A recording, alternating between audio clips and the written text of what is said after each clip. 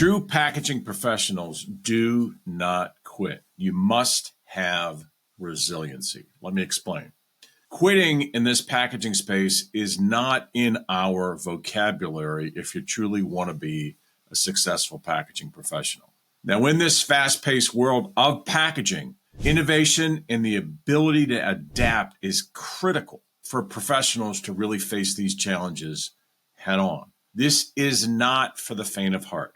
Packaging professionals don't just endure, they thrive. They transform every obstacle into a stepping stone toward triumph, which I'll explain in this video today. It's absolutely critical that you see the big picture of what we're dealing with. You need to find another way. You need to make sure whatever you do, you focus on what's most important. Let me explain. A true packaging professional finds other ways. They don't quit when they're faced with pressures and things don't make any sense. They've got to continue to refine their approach and stand tall. Now, I'm going to describe in further detail my story or my case study with Kraft Made Cabinetry. But for the most part here, I want you to have an idea of the overall big picture. You need to be able to think about creating solutions that no one would think about. Meaning you're not going to find example or solutions out of a Grainger catalog. Now, this is what I describe as the 6 steps packaging professionals need to follow to prosper. First, you need to find a target. My point was saying a target, it's absolutely critical to find out who that company is. Are they large enough to matter? Can they place bigger orders? Can they pay their bills? That's even just as critical here when you get into this. But that's step 1. You got to figure out, can they order in large enough volume? Like I said, can they pay their bills? Are they difficult to get into? Because if they're difficult to get into, that should tell you something. There's probably gold on the other side of that rainbow. Number 2, you need to find a way in. Now, this is going to take courage. This is going to take some real grit and gumption. They're not going to be waving a flag saying, hey, I'm the decision maker. You need to have the courage and the grit and the gumption to dig into that account and go in there and get your nose bloodied, make mistakes, whatever it is, to really and truly find that decision maker. And it's probably not going to happen on your first or second try. You need to keep refining the approach, going back, trying this, asking for help. Being vulnerable, and that's very difficult. Step number 3 is resolve. Know that you will find solutions to offer. Just know it. You're going to find this. This is really and truly the key thing. Not going to be a Grainger or Uline. You will, no matter what, find a solution. If you don't have that mindset, you're asking for trouble. Number 4 is to look in untapped areas. Find suppliers that may not even be in that particular industry that you need, but could they possibly help you solve this problem? Could they help you land this client? Now, as we get into number 5 here, this and only now is when you start to look at different packaging styles and materials. So there's all those other things ahead of time, but now you start looking at this, and then finally, in step number 6, you partner with your supplier. Now, what does it mean by partnering with your supplier? They don't work for you. You need to have an I win, we win attitude. So many packaging people think their suppliers are some lower class people that need to just sort of stand there and just do what they're told. That's bullshit. Your supplier is just as important as you are. Now, you're a packaging professional, but you need them. These suppliers need to be held in high regard. They don't work for you. Don't kick them to the curb. I always look at these situations and I get an understanding with them and I say, look, the customer is X. What we're doing here is Y. Can you protect me? Will you protect me? Is this something that your factory will do? And go on further and further. Now, it's really important, and I'm going to pause this really fast, but I want to make sure I stay with this for a quick second, all right? Having a supplier that is on your side is critical. So back to the Kraft Made Cabinetry story. I got in the door, I followed the 6 steps, I found an opportunity, but now I had to find a supplier. Fortunately, I found a guy that was working for a company that when I did mention the opportunity, he actually became my advocate. The guy's name was Fred Krieg. Bless his soul, he's passed. But Fred was one of those guys that actually bought into what I was trying to do. And this is a challenge you're going to have. Oftentimes, you're going to be an odd man out going, I know this is possible. I don't know how we're going to solve this, but can you work with me? Can you help me? Can you, and if you look at your supplier as your partner and together you're looking at how can we win on this together? And this is a classic case. Fred bought into what I was trying to do for Kraft Made. I didn't hide Kraft Made's name. And a lot of sales packaging resellers always think, oh boy, if I say the client's name, then they're going to backdoor me. Look, big money in this space, you need to have partners. If you don't trust your supplier, you got bigger problems. What happened here was Fred Krieg actually really took my project to heart. He helped me with samples, he helped me with ideas, but what he really helped me with is making sure that I was protected. He was not going to allow anybody at his company to even remotely think we're going to go around Marinac and we're going to do this ourselves. I think that's huge for you to understand. Fred became an advocate. Fred protected me. Fred told me what was going on their ends, and it really kind of helped. So again, the point as I tell you this story about Kraft Made is you really need each other. You need the opportunity, of course. You need the supplier, and you, packaging professional, need to bring it all together. Now, let me show you what I'm talking about when it comes to this Kraft Made opportunity. It's absolutely critical. Step number 1, I want you to see Kraft Made makes cabinets, semi-custom or even custom cabinets. Now, with this in mind, what we're dealing with is Kraft Made at this time was one of the new guys on the block when it came to partnering with Home Depot. Kraft Made was doing these high-end, very expensive cabinets and doors for kitchens. Kraft Made and Home Depot came up with an electronic order system that allowed people to go into Home Depot on a computer screen to be able to design their own cabinets and see what it looked like with mahogany finishing or maple finish or whatever. They could literally, and this was 20 years ago, but they could literally look at what that would look like in their kitchen. Now, this changed the game because Kraft Made was doing this specifically at the time before Home Depot for your local kitchen companies, one-off. They were doing they were a growing company, but not like this. When Home Depot and Kraft Made partnered, this took them from doing maybe 5,000 cabinets on a good month to 15 and 20,000 cabinets per month. I mean, it just took off. So that's what I want you to understand first and foremost when you look at this first picture. This is what you call a finished kitchen. So you can see all the elaborate colors and things. It's got to look nice. Now, what happened was as this business started to explode with Kraft Made, okay? Kraft Made was literally, they were caught off guard, which was a good problem. Remember what I'm talking about. Finding that pain point is half the battle, if not the full battle. So what Kraft Made did was I got in the door through an engineering department. That's one of the things, and it's a long story, but I basically got in the door through somebody that was a mechanical engineer at Kraft Made who said, look, we've got a problem. We're having a lot of damaged parts, meaning somebody's paying $15,000, $20,000, $30,000 for a finished kitchen.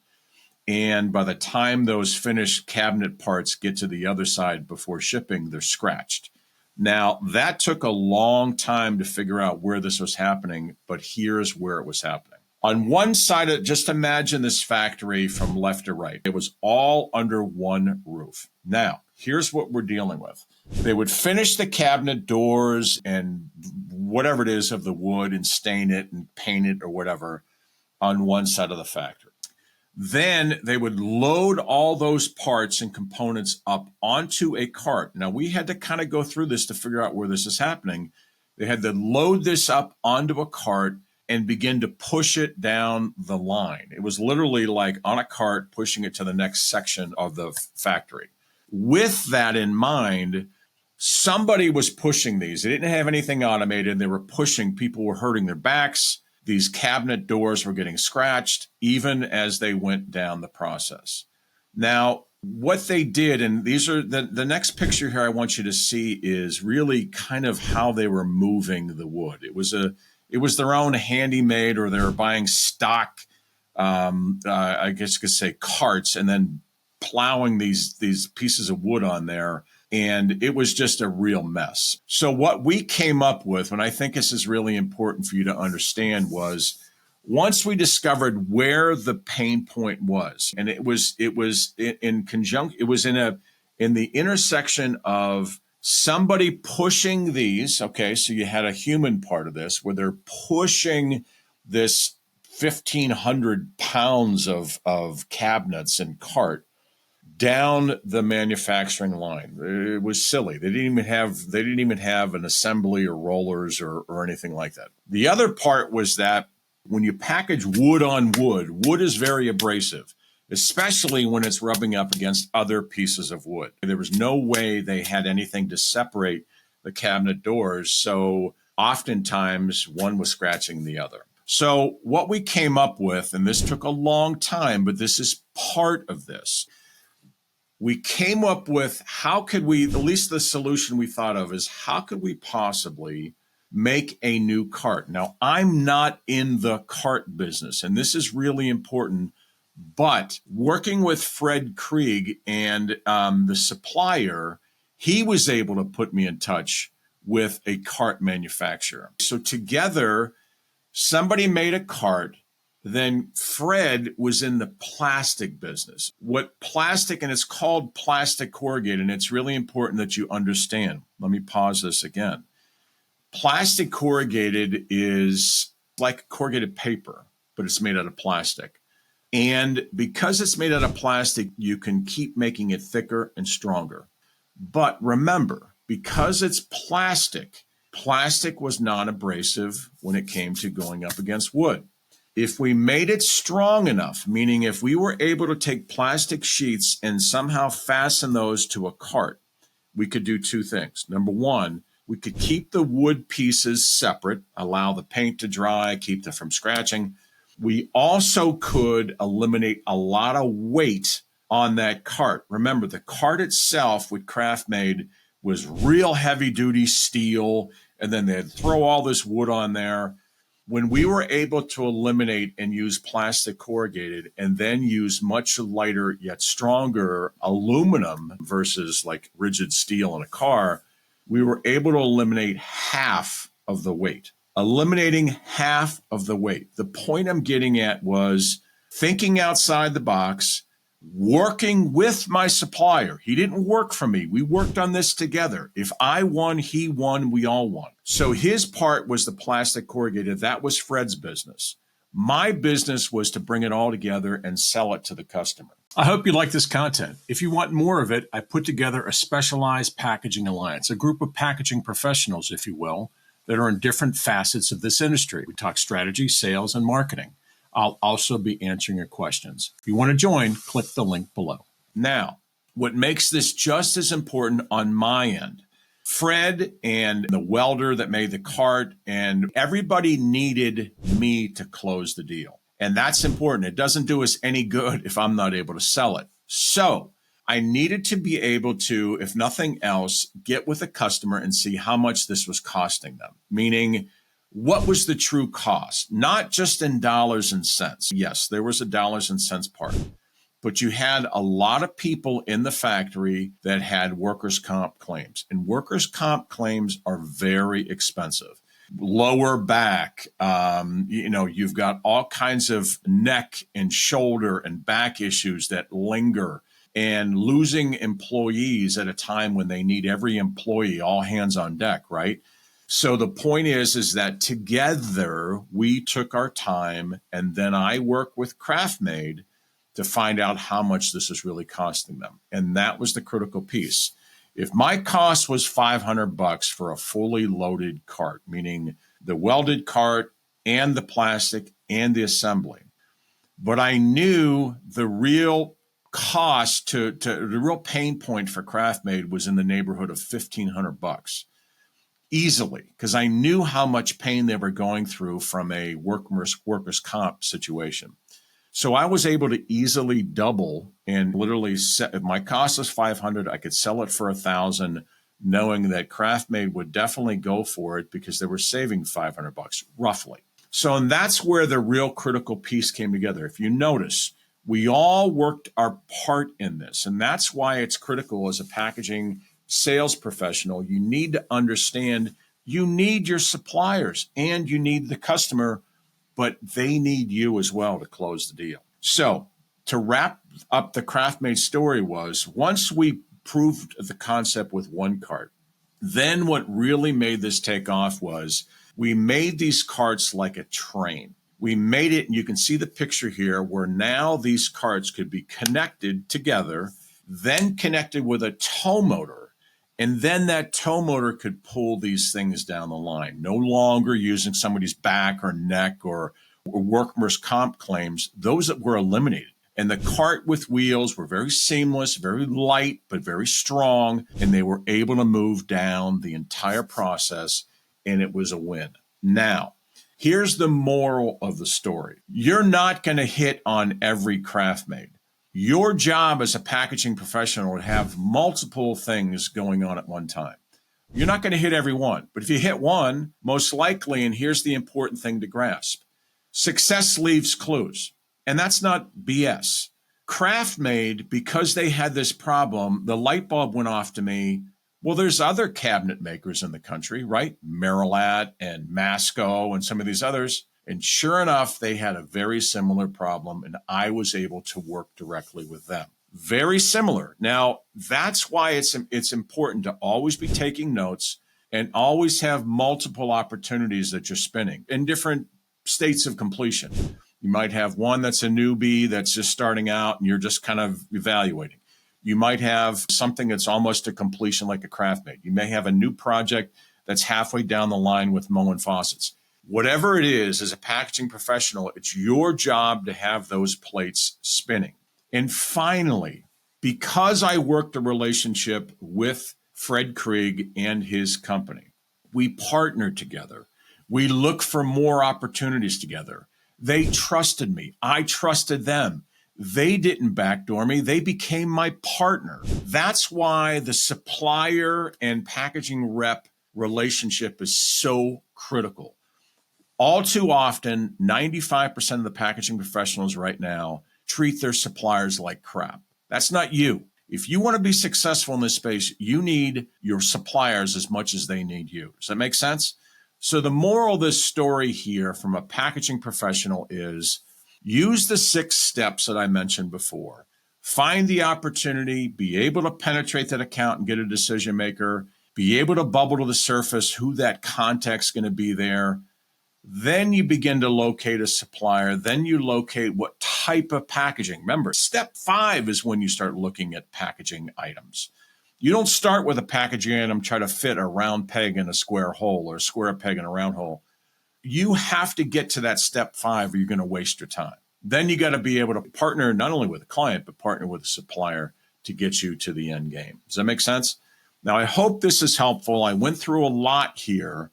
But the Kraft Made story really does show what has to be done. If you want to make big money in the packaging space, and you can, they're not going to be off-the-shelf Uline Grainger solutions. You have to be able to take various pieces from various suppliers and marry them together, most likely, and then be able to sell it. So you've got to be able to think creatively, you got to be able to sell creatively, and you got to be able to partner creatively with your suppliers. Hope this is helpful. Have a great day. I hope you enjoyed that episode. If you want to see more, here's another video that you can check out, and I hope you enjoy it. Thanks.